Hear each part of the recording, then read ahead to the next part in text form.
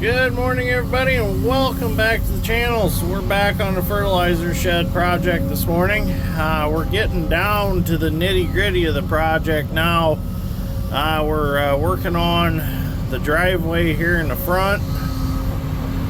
This is getting to be down to the final phase. Final phase is actually just finished grading and putting topsoil back in places.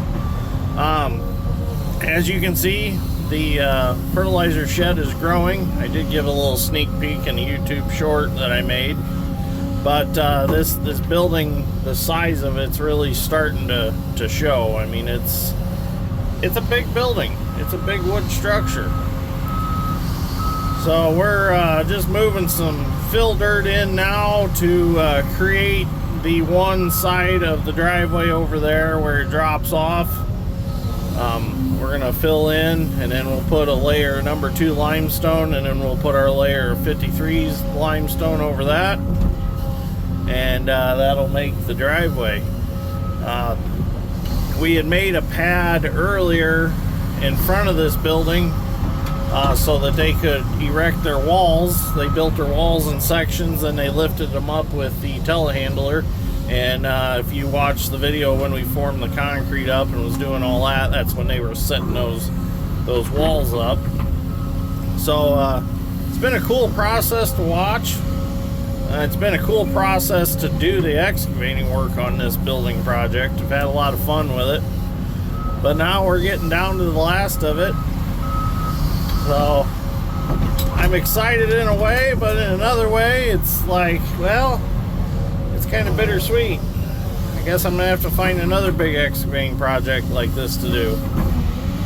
Kind of broke the monotony of all the brush work and all the, just ditch work and stuff like that.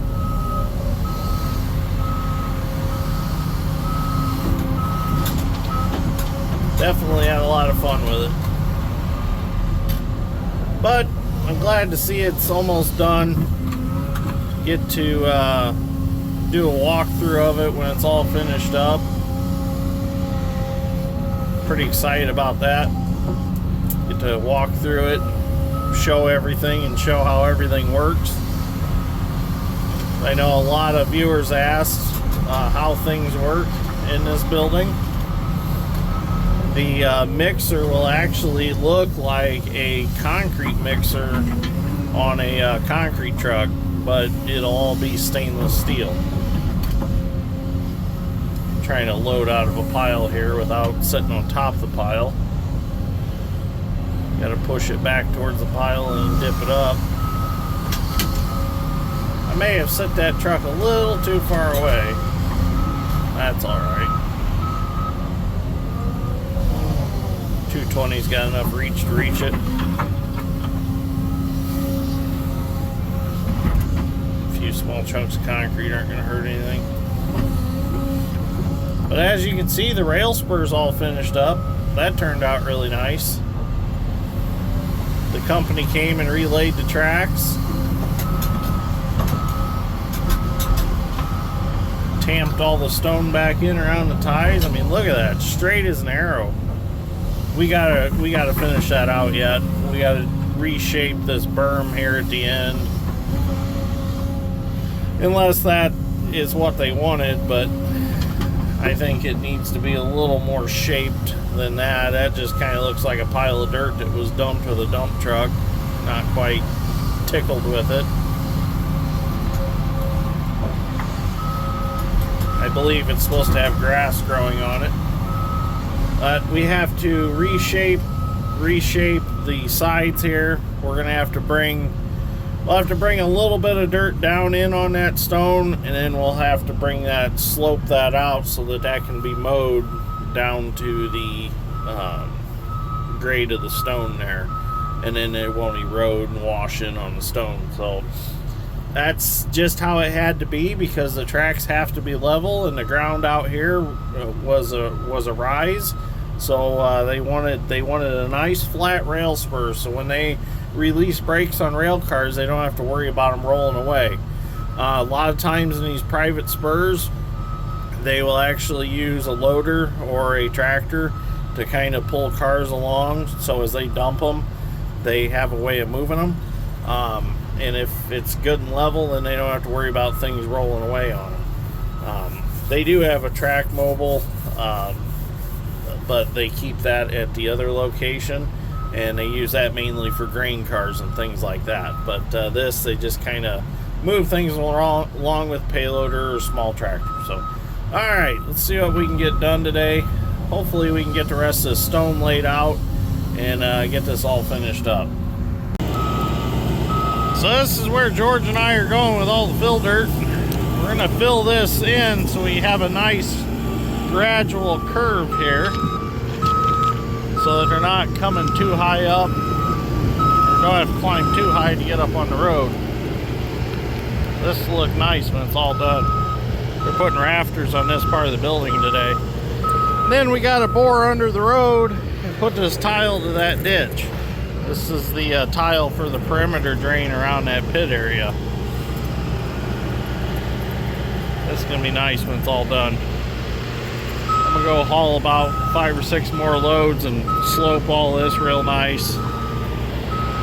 And then slope it up to the road, and then we'll add our number 2 limestone and our 53s on top of it. And it'll give them a good driveway base. They'll have a nice wide entrance here to come in off the road on. Well, George finally let me run Bobcat, so I'm going to string some of this stone out here.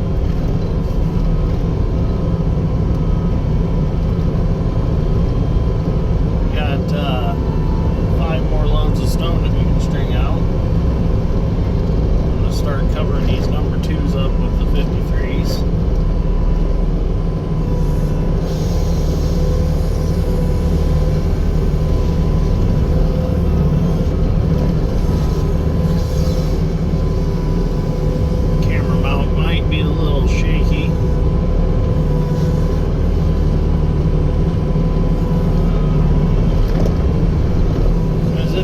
Utility Expo, we did look into some sort of grading attachment for the Bobcat. We've seen a couple different ones we liked.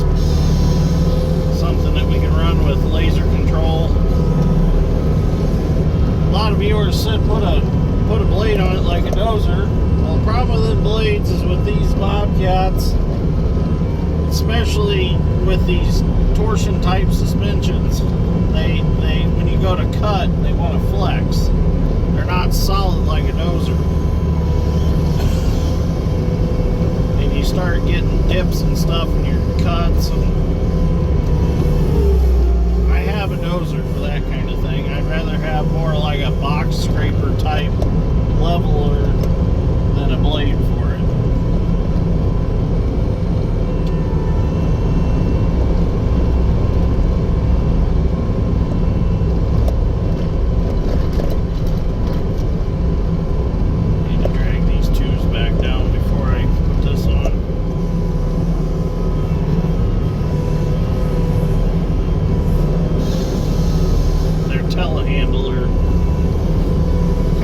Things up. Pat that down a little bit. Cover it up.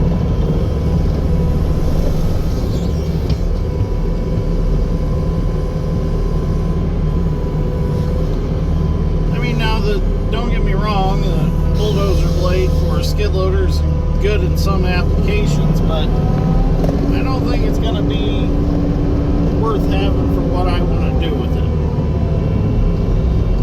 For what they cost, I'd rather just put that money towards something that more like I want.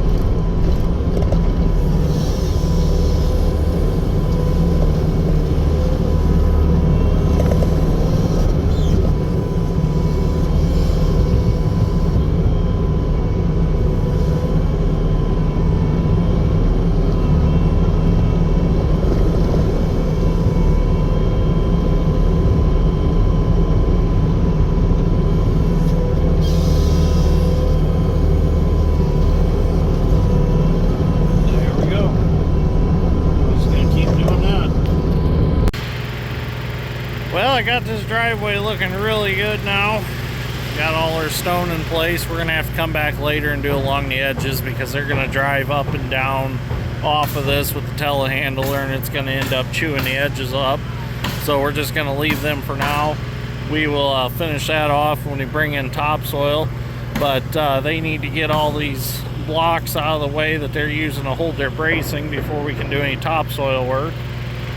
And we got a lot of rain in the last couple days, so everything's pretty wet, so there's no point in even trying to do any topsoil work. So we're gonna load up and we're gonna head home. Got a lot of stuff that we can do around the shop. Got all the semis ready now, so we can go hook all them up to the hopper bottoms and get ready to cut some beans as soon as everything dries off, maybe next week sometime. So looks good. That last go around was another 100 ton of stone, so we've put a lot of stone on this project. It's taken a lot of stone to do all this, so this will be nice for the semis to drive in off the road, be able to go through whichever door they need to go to in the fertilizer shed. Won't have to deal with any wet ground or anything like that. Or they come around this side and they go to the rail pit around back to unload and fill the building up. So building's coming along. It's getting big.